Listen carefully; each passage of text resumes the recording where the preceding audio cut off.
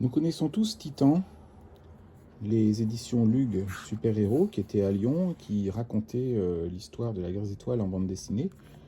Voilà, vous avez quelques exemplaires ici, voilà, qui racontent, donc là c'est le milieu des années 80, 86, beaucoup d'épisodes. Mais ce qu'on connaît moins, c'est Strange, qui en fait parlait aussi de la guerre des étoiles, mais de manière plus subtile, notamment en collant l'actualité. Là, on a le numéro du 5 août 1980, sachant que le film est sorti en France le 20 août.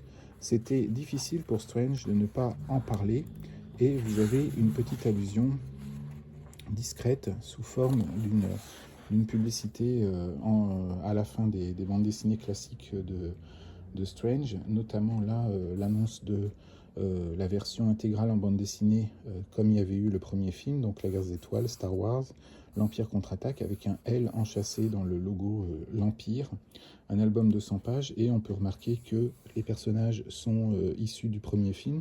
On nous dit que c'est dessiné par Al Williamson et que ça sort le 5 septembre, donc un mois après.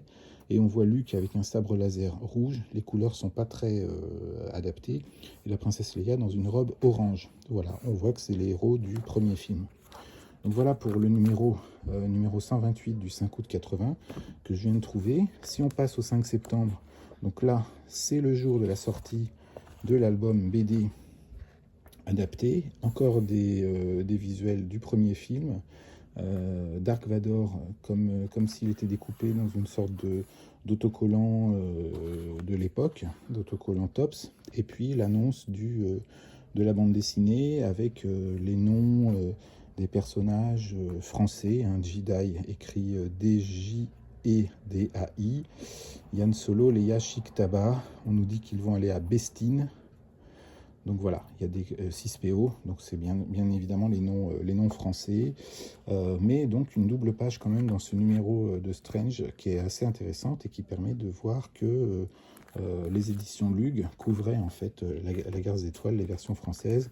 Et puis dans le numéro d'octobre, donc là le film est sorti depuis quelques temps, on retrouve une dernière annonce après la guerre des étoiles, l'Empire contre-attaque, l'adaptation Marvel. Voilà.